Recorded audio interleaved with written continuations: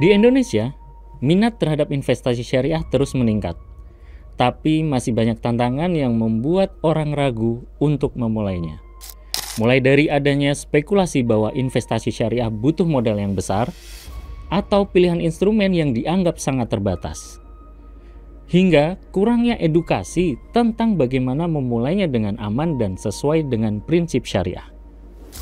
Oke Sobat Mes, kenyataannya investasi syariah kini jauh lebih mudah diakses. Bahkan bisa dimulai hanya dengan modal Rp10.000. Mungkin nanti akan timbul pertanyaan di benak kalian, bagaimana cara memulai investasi syariah dengan modal yang terbatas? Oke, kita akan bahas satu persatu.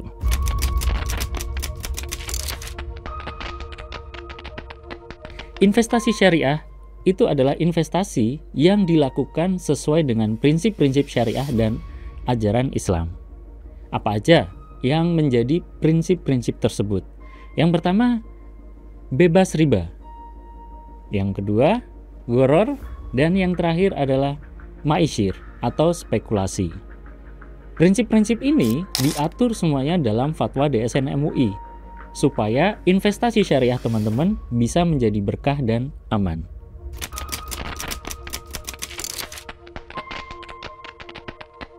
Investasi syariah hanya untuk orang kaya.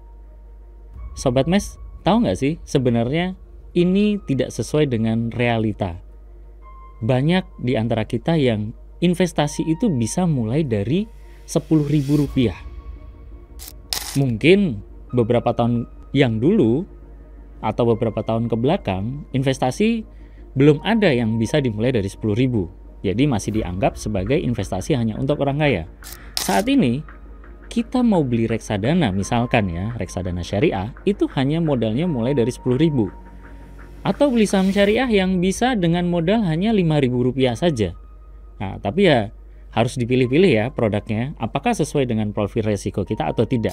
Kedua, keuntungan investasi syariah lebih kecil dibanding investasi lainnya. Realitanya, keuntungan itu tetap bergantung pada strategi investasi kita masing-masing dan jenis instrumen yang kita pilih. Banyak instrumen syariah yang mampu bersaing dengan investasi lainnya. Contohnya paling gampang, kita ambil reksadana pasar uang syariah. Dibanding dengan reksadana pasar uang lainnya, itu mampu bersaing tentang return, tentang hasil, dan bahkan mungkin returnnya itu akan lebih tinggi dibanding produk lainnya. Jadi, kenapa harus khawatir tentang return investasi syariah itu sendiri?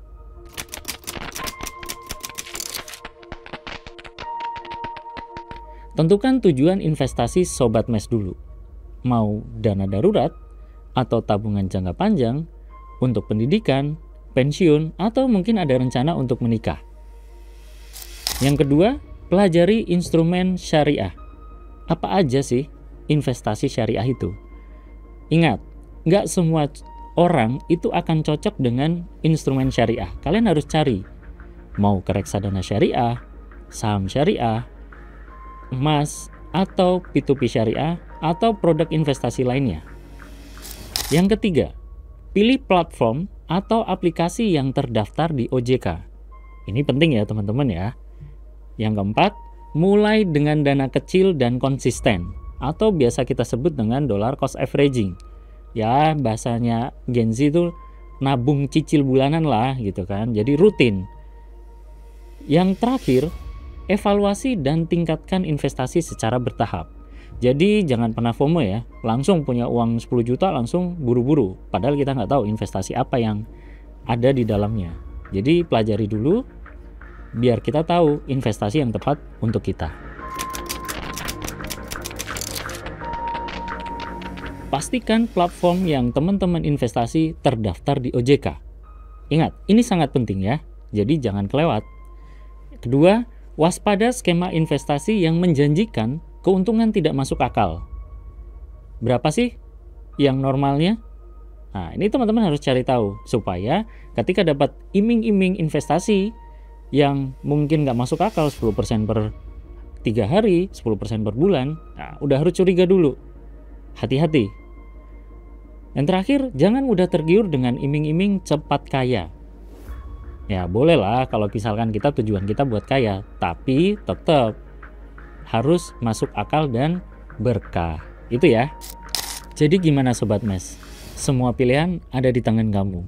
Mau terus menunda dengan alasan modal masih kecil, atau mulai sekarang dengan langkah sederhana yang bisa membawa perubahan besar di masa depan?